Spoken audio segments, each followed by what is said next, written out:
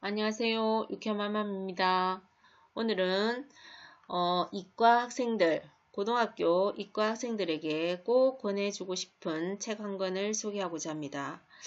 물론 저는 이 책이 4차 산업혁명 시대에 필요한 어떤 지식을 조금 습득하고자 이 책을 택하게 됐는데 너무 좋은 책이라고 생각이 들어서 오늘 소개하고자 합니다. 제목은 배우고 생각하고 연결하고 어떻게 생각의 힘을 키울 것인가. 저자는 박형주라는 총장님이십니다. 이 저자 박형주님에 대해서 잠시 소개를 해드리자면 가르치고 연구하고 글 쓰는 수학자이고 우연히 알게 된 프랑스 수학자 에바르스트 갈루아라고 있습니다. 에바르스트 갈루아. 검색을 한번 해볼까요?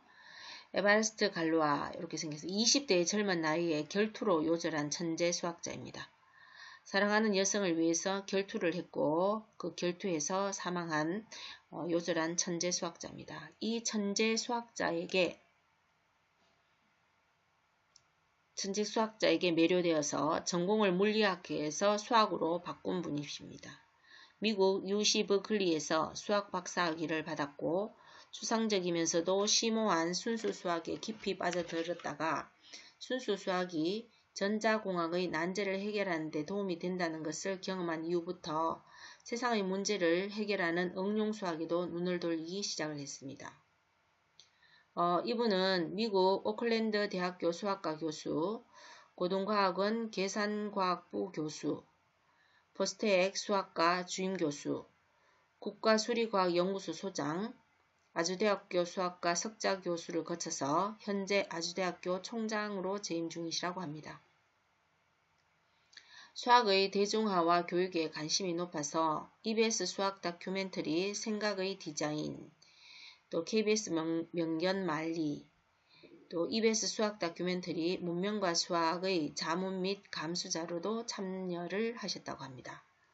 특히나 이분을 우리 고등학교 이과 학생들에게 권하고 싶은 것은 이유는 내용이 딱딱할 것 같지만은 굉장히 부드럽게 문체를 쓰시고 읽기 쉽게 또 여러 가지 사례를 잘 들어서 서술을 굉장히 부드러운 문체로 서술을 해놓아서 읽기가 굉장히 쉽습니다. 쭉 읽다가 이렇게 어려운 문장으로 계속 이렇게 해놓으면은 읽다가 몇 번을 읽어야 된다든지 의미가 잘 안 통하는데 굉장히 글을 잘 쓰시는 분이라고 생각이 들었습니다. 목차가 여기 보이는데 총 6장으로 이루어져 있습니다. 첫 번째, 아프리카에서 얻은 것. 2장은 지식의 시대는 저무는데. 3장, 빅데이터 시대의 시대정신. 4장 몰입과 개방성, 5장 생각의 힘을 키우는 교육, 6장 10월의 하늘 이렇게 되어 있습니다. 자, 책 속으로 들어가서 이렇게 여러 책이 있고 인터넷에서 검색을 해 보시면 이 책에 대해서 아실 수 있을 것 같습니다. 결코 읽어보시면 후회하지 않을 책이고 특히 이과 학생들에게 꼭 권해주고 싶습니다. 오늘은 빅데이터 시대에 데이터를 큐레이트 하다라는 챕터 한 3페이지, 3장 정도 되는데 한 6페이지 정도 되겠 5페이지네요. 5페이지에 대한 내용을 한번 읽어보도록 하겠습니다. 자, 이분의 책을 읽을 때 첫 번째로 생각해야 될 단어는 통찰인 것 같습니다. 통찰. 통찰이라는 것은 지식을 수평으로 나열하는 것이 아니고 계층적으로 분류하는 능력이라고 합니다. 방대한 지식을 습득을 해서 수평적으로 나열을 해서 머릿속에 보관을 하게 되면 지식 사이의 상호관계나 맥락이 보이지 않게 됩니다.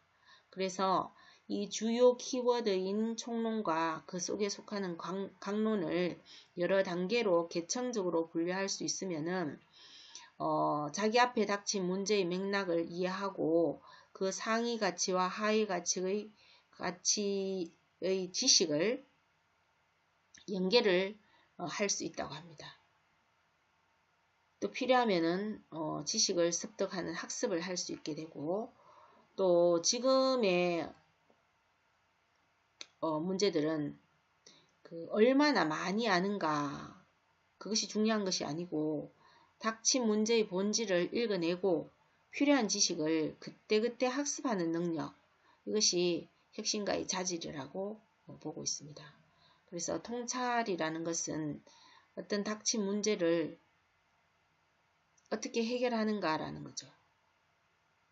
수평적 나열에 의한 것이 아니고 계층적 분류에 의한 능력으로서 그 문제를 해결하는 것을 통찰이라고 보는 것 같습니다. 그래서 이 통찰을 바탕으로 해서 수학을 전반적으로, 이 책은 수학에 대한 지식이나 수학에 대한 내용을 밑바탕에 깔고 계십니다. 이분 자체를 수학을 엄청 사랑하시는 분이고 물리과에서 수학과로 전과를 하신 분이기 때문에 수학에 대한 사랑은 굉장히 많으신 걸로 보여집니다.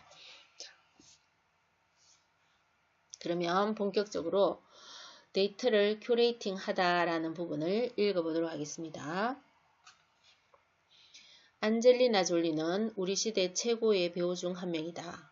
미모와 연기력으로 경지에 이른 이 배우는 자해와 마약으로 점철된 험난한 청소년기를 보냈다.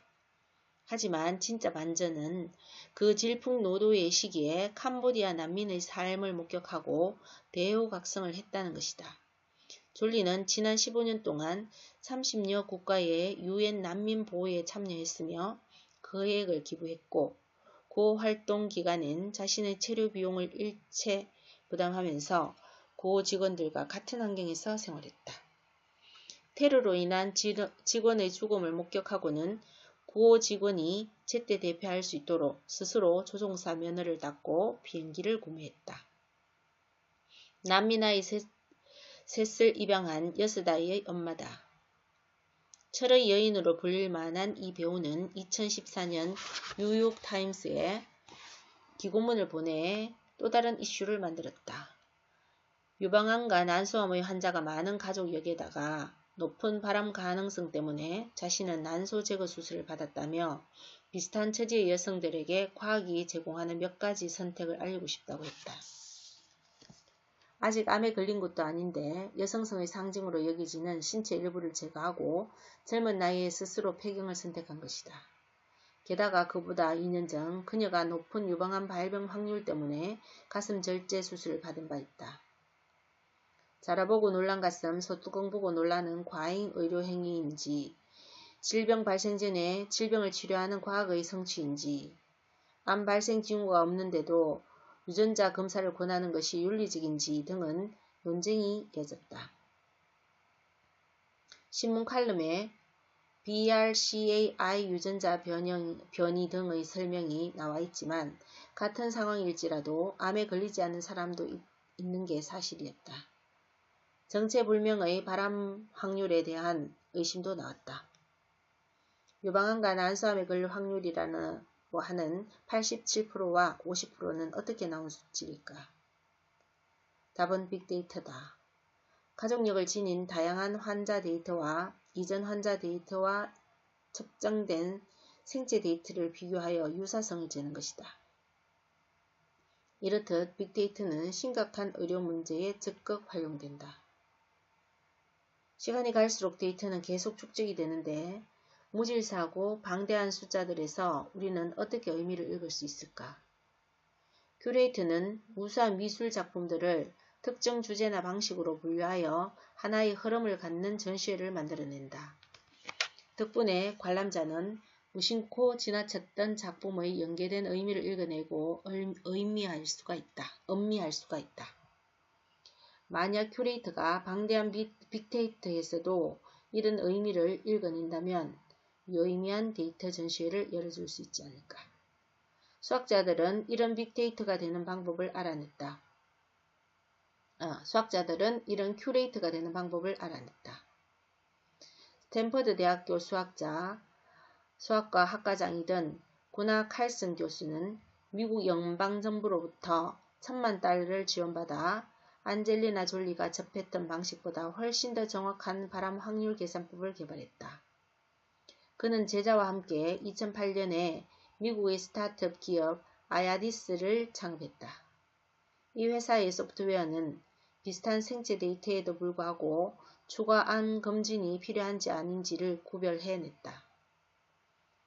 비슷해 보이는 신용카드 사용 패턴을 보고도 사기성 사용과 양호한 사용을 구별했다.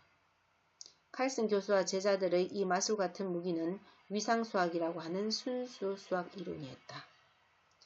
이제는 위상적 데이터 분석이라고 불린다. 위상이라는 것은 모양을 뜻하니까 그된 데이터 모양을 보고 의미를 찾아낸다는 것이다. 이 방식은 당뇨병 데이터에도 적용된다.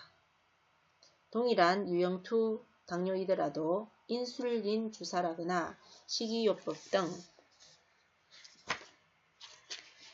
서로 다른 치료법을 요하는 경우가 많은데 위상수학 방식을 적용해 보니 유형2 당뇨는 6개의 소유형으로 나눌 뿐만 아니라 각 유형별로 내부 유사성이 강하다는 사실이 드러났다. 동일한 소유형별로 같은 치료법을 적용하는 새로운 치료의 패러다임이 열렸다. 데이터로부터 진단과 치료법까지 자동으로 도출되는 무인 진단의 신세계인 것이다. 당뇨병 치료의 이런 진전이 전적으로 수학 때문이라는 것은 또 얼마나 놀라운가. 당뇨병 치료의 이런 진전이 전적으로 수학 때문이라는 것은 또 얼마나 놀라운가. 전적으로 수학 때문이라고 하네요. 투자자들은 이 충격적인 변화와 의미를 즉시 이해했고 스타트업 기업 아야디스는 1억 달러 이상의 벤처 자금을 확보했다. 전통적인 응용 수학에 속하지도 않는 지적 유의점으로 보이는 순수 수학이 기적을 만들었던 것이다. 우리는 이런 접근을 산업 수학이라고 부른다. 전혀 다른 DNA를 가진 스타트업들이 세상을 바꾸는 중이다. 기존 기업의 혁신이 다분히 응용과학적인 개선이라면 이 수학기업들은 통찰을 즉시 상품화한다. 기초과학에서 응용성을 이끌어내는 중간 단계를 생략하니 통찰의 상품화라고 부를 만하다. 존리는 기고운 문을 다음과 같이 끝맺는다. 지식이 힘입니다. Knowledge is power 라고 이상 배우고 생각하고 연결하고의 제가 마음에 드는 한 챕터 데이터를 큐레이트하다 라는 부분을 읽어드렸습니다. 손자나 또 자녀가 고등학교 이과생이라면 꼭 권해드리고 싶은 책 오늘 소개해드렸습니다. 유쾌한 맘맘 오늘 여기까지입니다.